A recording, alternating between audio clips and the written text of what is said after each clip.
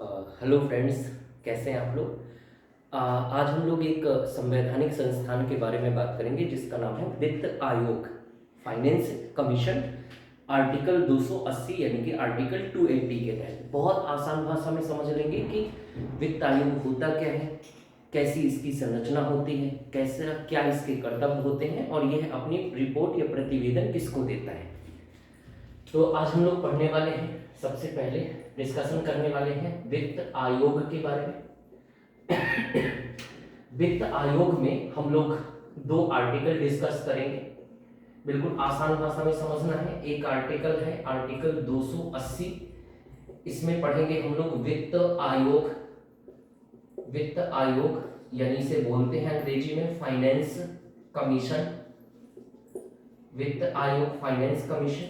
और इसके अंतर्गत जो आर्टिकल है 280, तो 280(1), 280(2), 280(3) और 280(4 इसके बारे में डिस्कस करेंगे। और दूसरा वित्त आयोग का प्रतिवेदन, वित्त आयोग का प्रतिवेदन यानी कि report of finance commission, finance commission. और ये जो रिपोर्ट ऑफ फाइनेंस कमीशन है, ये रिपोर्ट कौन से आर्टिकल में है, आर्टिकल 281। तो दो बातें आपको ध्यान रखना है। अगर पूछे आपसे कि वित्त आयोग आर्टिकल 280 में है, और दूसरा अगर पूछे कि वित्त आयोग की रिपोर्ट यानी कि रिपोर्ट ऑफ फाइनेंस कमीशन या वित्त आयोग का प्रतिवेदन, तो ये हो गया आर्टिकल 281 में, 281 में। अब इसके बाद में क्या करेंगे, हम लोग इसको देखेंगे कि ये वित्त आयोग कौन सा संस्थान है, किस तरीके का है। इसके बाद में देखिए कि वित्त आयोग के बारे में, तो वित्त आयोग के बारे में सबसे पहले तो याद रखना है, यह अर्धन्यायिक संस्था है, अर्धन्यायिक संस्था है। और हमेशा अर्धन्यायिक संस्था के बारे में परिभाषा बहुत आसान होती है कि ऐसे संस्थान जो न्यायालय नहीं है लेकिन दीवानी मामले की शक्तियां प्राप्त होती हैं। दीवानी अधिकार अधिनियम कौन सा होता है, सिविल प्रक्रिया संहिता 1908 के अंतर्गत इनको अधिकार प्रदान किए जाते हैं। तो न्यायालय नहीं है लेकिन न्याय करने की शक्तियां प्राप्त होती हैं, इनको बोलते हैं अर्धन्याय। तो वित्त आयोग कैसा हो गया, अर्धन्यायिक संस्था हो गई। और दूसरा याद रखना है, यह स्वतंत्र संवैधानिक संस्था है, स्वतंत्र संवैधानिक संस्था है। तो ये बात, स्वतंत्र संवैधानिक संस्था का मतलब ये है कि इसका उल्लेख कहां पर है, संविधान में है। और दूसरा, इसे सिविल प्रक्रिया संहिता यानी कि सीपीसी 1908 की शक्तियां प्राप्त हैं। और दूसरा आपको याद रखना है कि इसको स्वतंत्र संवैधानिक संस्था, इसका उल्लेख संविधान में किया गया है, संविधान में किया गया है, ये बात। तो ये कैसा हो गया, स्वतंत्र संवैधानिक संस्था हो गई। तो आपको याद रखना है कि अर्धन्यायिक संस्था है और दूसरा यह स्वतंत्र संवैधानिक संस्था है। चलिए इसके बाद में अब देखते हैं आर्टिकल 280, अनुच्छेद 280। तो मैंने पहले भी बोला था कि अनुच्छेद 280 को 4 भागों में डिवाइड करना है। सबसे पहला जो डिवीजन है आर्टिकल 280(1), आर्टिकल 280(1, ये दो तीन बातों का उल्लेख किया गया है। सबसे पहले तो याद रखना है कि संविधान लागू होने के 2 वर्ष के भीतर वित्त आयोग का गठन करना अनिवार्य है। और एक बात और याद रखना, जब स्थानीय सरकार को जब संवैधानिक दर्जा दिया गया, जिनको पंचायतें और नगर पालिकाओं के नाम से जानते हैं, और आगे चल करके इसके बारे में डिस्कस भी करेंगे। तो जब स्थानीय सरकारों की स्थापना की गई 73वें और 74वें संविधान संशोधन 1992 में, 1993 में पारित हुई। तो इसके बाद में कहा गया कि स्थानीय सरकारों के लागू होने का, जब ये लागू होंगे तो एक वर्ष के भीतर राज्य वित्त आयोग का गठन करना है।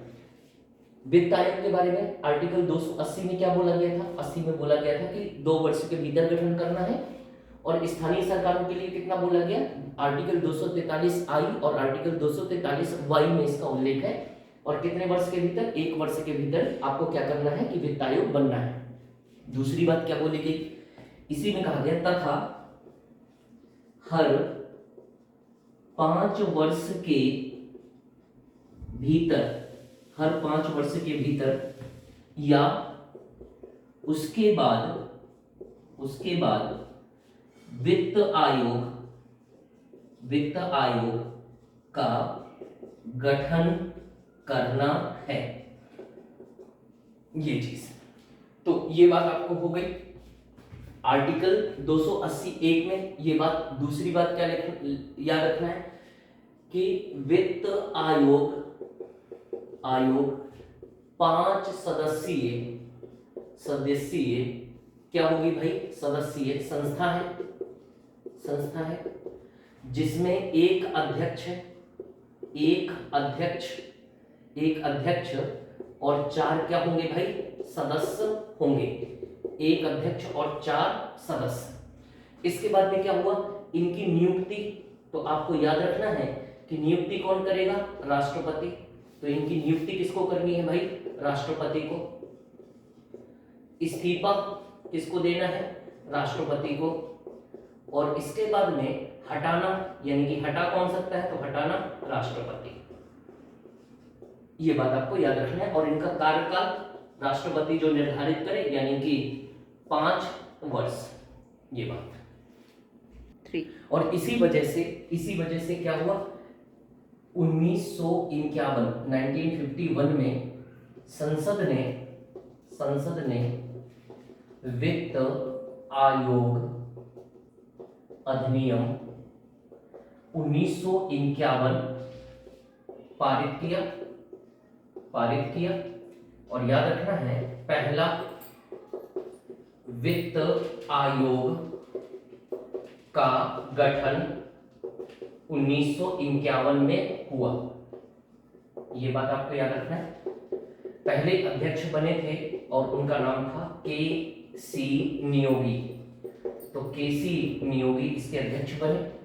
और आपको इतना याद रखना है कि वर्तमान में 15वां वित्त आयोग काम कर रहा है। वित्त आयोग काम कर रहा है। और याद रखना इसका कार्यकाल जो निर्धारित है वो रिपोर्ट करना है 2020 से लेकर के 2025 तक। अध्यक्ष है वर्तमान में, उनका नाम है N.K. ये बात आपको याद रखना है। तो इन 1951 first finance commission bill introduced by parliament and passed by parliament. After that first finance commission का एस्टेब्लिशमेंट कब हुआ? 1951 में। इसके प्रेसिडेंट कौन बने थे? के.सी. नियोगी बने। देन एट प्रेजेंट वर्तमान में 15th फाइनेंस कमीशन काम कर रहा है और इसका जो टेन्योर है वो 2020 से 2025 तक है। अध्यक्ष है N.K. इसके बाद में एक आर्टिकल, इसके बाद आर्टिकल 282 में, आर्टिकल 282 में क्या लिखा हुआ है? योग्यताएं। और योग्यताओं में आपको याद रखना है कि जो अध्यक्ष होगा, अध्यक्ष के बारे में क्या कहा गया है? ऐसा आदमी जिसको प्रशासनिक अधिकारी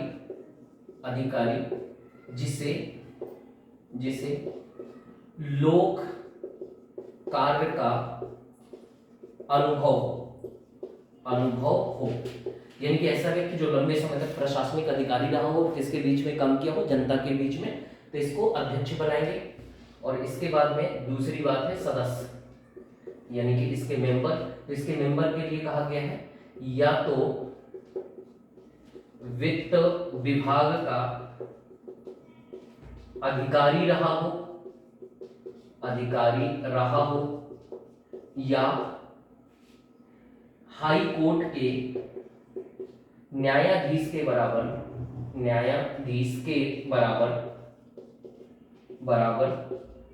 योग्यता हो।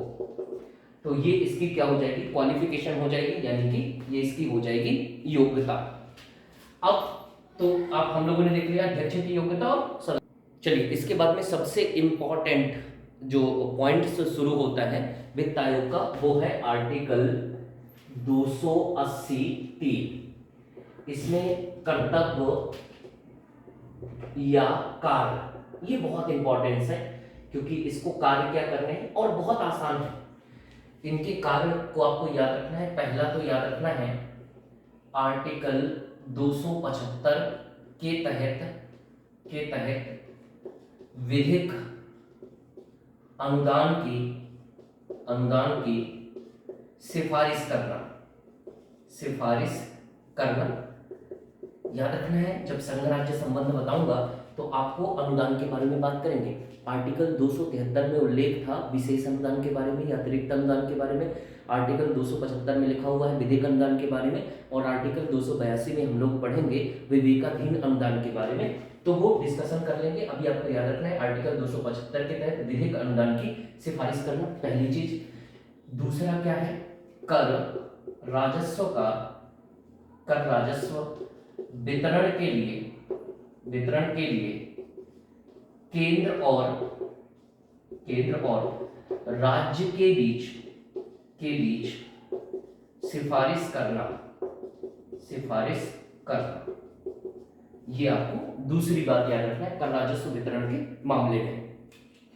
तीसरा आपको क्या याद रखना है कि वित्त को बढ़ाने के लिए, यानी कि राष्ट्रपति द्वारा वित्त को उत्कृष्ट बनाने के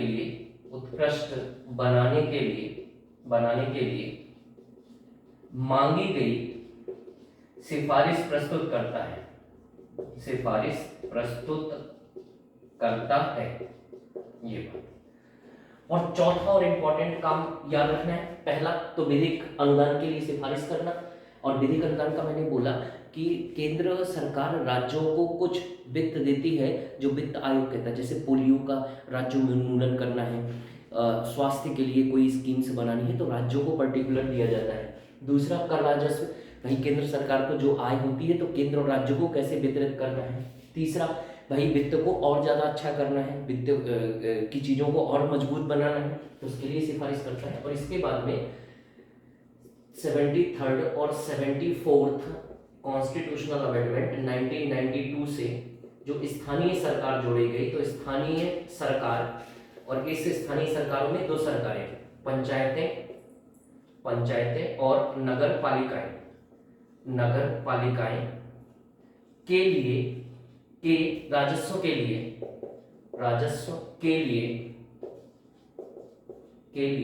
सिफारिश करना। ये तो ये आपको याद रखना है इसके कर्तव्य या कार्य।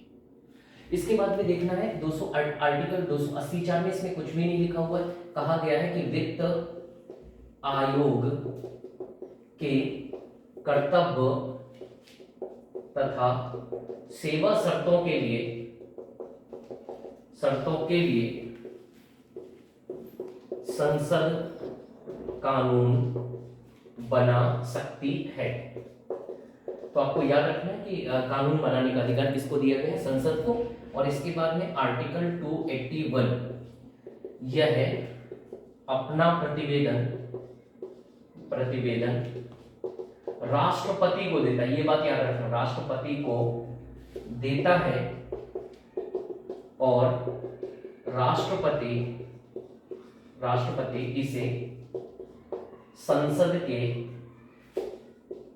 पटल पर रखता है। तो ये हो गया आपका वित्त आयोग यानी कि फाइनेंस कमीशन।